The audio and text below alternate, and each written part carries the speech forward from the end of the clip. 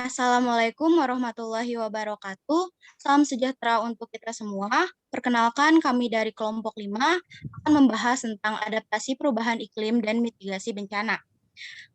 Sebelumnya, perkenalkan, nama saya Putri Anggraini dan rekan saya Muhammad Nur Muslim, Satria Dwi Herlambang, Aldi Wiradinata, Oki Jonathan Putra, Muhammad Anugrah Syam, Andromeda Joshua, dan Arfa Suwardana. Kami akan membahas beberapa hal tentang adaptasi perubahan iklim dan mitigasi bencana. Bab 1, latar belakang.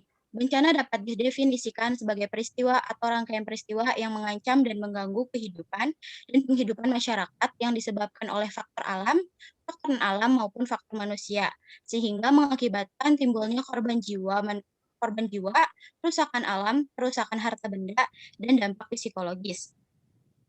Saat terjadi bencana, diperlukan upaya untuk mengurangi risiko bencana, baik melalui pembangunan fisik maupun penyadaran dan peningkatan kemampuan menghadapi ancaman bencana. Hal ini disebut dengan mitigasi bencana alam. Tujuan mitigasi bencana secara umum adalah untuk mengurangi dampak yang ditimbulkan khususnya bagi penduduk sebagai landasan atau pedoman untuk perencanaan pembangunan dan meningkatkan pengetahuan masyarakat dalam menghadapi serta mengurangi dampak atau risiko bencana. Selanjutnya akan dibahas oleh Aldi. Oke, bab 2, pendefinisian masalah. A. Analisis root cause. Dalam proses pemikiran yang bertujuan menentukan solusi untuk mengatasi adaptasi perubahan iklim dan mitigasi bencana alam, maka kami menggunakan metode Kepner-Trego Problem Analysis atau KTPA. Di sini ada tabel 2,1 metode KTPA. What distinction-nya? Proses biologis seperti radiasi sinar matahari, erupsi Gunung Merapi, dan lain-lain. Where, daerah yang berada pada jalur cincin api atau dilewati garis khatulistiwa. When, perbedaan periode terjadi bencana alam di Indonesia disebabkan oleh posisi Indonesia yang berada pada jalur cincin api atau yang biasa disebut sebagai ring of fire. Indonesia juga berada di garis khatulistiwa. Dan terakhir, extend, upaya mitigasi bencana dan adaptasi perubahan iklim. Dan selanjutnya akan dilanjutkan oleh Anugrah Syam. Dari tabel tersebut, root cause-nya adalah perubahan iklim dan mitigasi bencana alam di wilayah Indonesia terjadi karena wilayah Indonesia berada pada jalur cincin api yang biasa disebut ring of fire dan dilewati oleh garis khatulistiwa sehingga menyebabkan dinamika iklim yang beragam seperti banjir, kekeringan, abrasi, dan lain-lain. Upaya mitigasi bencana dan adaptasi perubahan iklim bertujuan untuk mengurangi dampak yang diterima oleh satu wilayah yang terkait dengan iklim tersebut.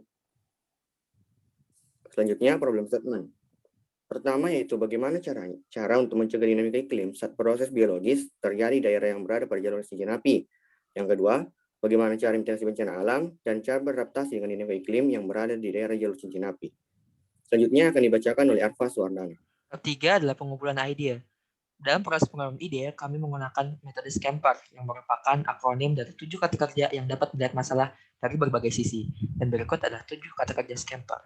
Yang pertama adalah substitute, yaitu mengganti penggunaan energi yang menghasilkan emisi buang, merusak alam, dan energi yang ramah lingkungan. Kedua adalah combine, yaitu menggabungkan teknologi lama dengan teknologi baru yang ramah lingkungan. Yaitu yang ketiga adalah adapt, melakukan pelatihan dan pendidikan masyarakat agar beradaptasi dan paham dengan lingkungan daerahnya. Yang keempat adalah modify, magnify, and manipulate, yaitu memodifikasi alat agar lebih akurat dan lebih cepat dalam penyampaian informasi. Selanjutnya adalah food to order us, yaitu memanfaatkan alat untuk 2 fungsi atau lebih, misalnya pendeteksi puting beliung dan pendeteksi topan. Yang ketiga adalah eliminate, yaitu menghilangkan risiko bencana baik yang disebabkan oleh alam ataupun disebabkan manusia. Yang terakhir adalah range, yaitu menyusun kembali undang-undang tentang bencana alam dan mitigasi iklim.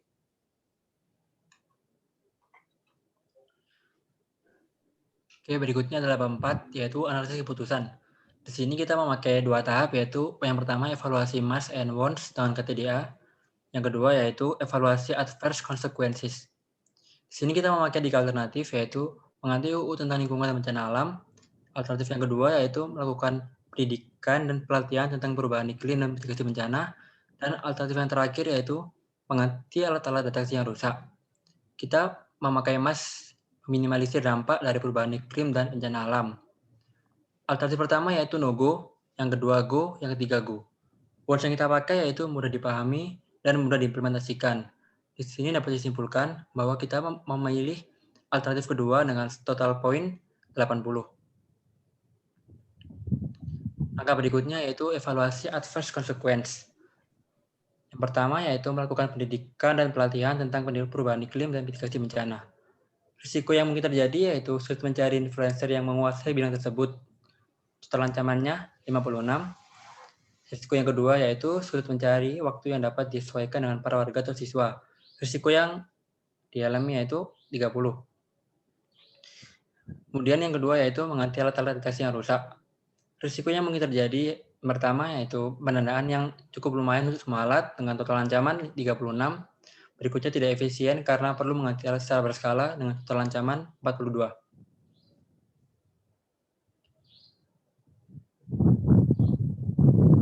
Kemudian ada bab 5 yaitu implementasi solusi. Yang pertama itu ada tugasnya mengurangi konsumsi listrik. Terjadi pada 2 minggu. Kemudian ada pemanfaatan bahan bakar dan baku yang ramah lingkungan terjadi selama 2 minggu. Kemudian ada pengembangan program-program terkait adaptasi perubahan iklim terjadi selama 3 minggu. Kemudian ada mematikan peralatan elektronik yang tidak digunakan terjadi selama 2 minggu. Kemudian ada ratifikasi konvensi perubahan iklim terjadi selama 2 minggu. Kemudian menanam pohon di tempat sekitar terjadi selama 2 minggu. Yang terakhir, meningkatkan penggunaan transportasi massal terjadi selama 1 minggu.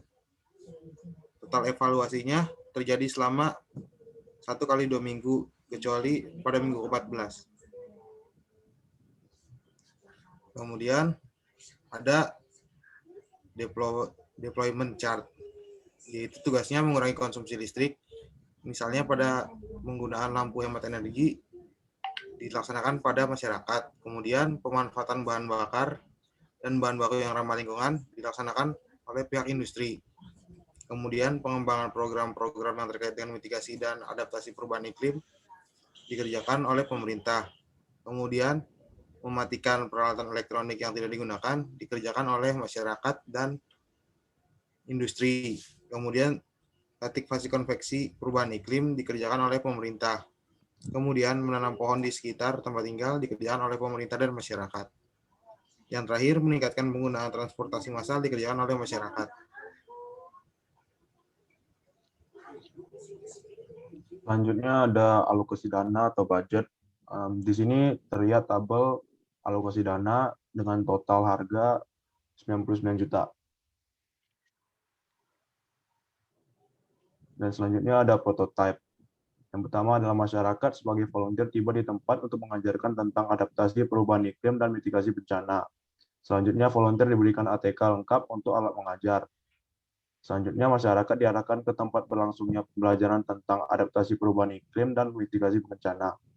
Setelah itu, selesai belajar tentang adaptasi perubahan iklim dan mitigasi bencana, masyarakat akan diarahkan untuk menanam pohon bersama dengan volunteer. Dan yang terakhir, masyarakat akan diberikan buku tentang adaptasi perubahan iklim dan mitigasi bencana. Bab ke-6, evaluasi. Build and test measure. What worked? Contohnya penyuluhan dan seminar tentang adaptasi perubahan iklim dan mitigasi bencana alam dapat membuat masyarakat memahami hal tersebut.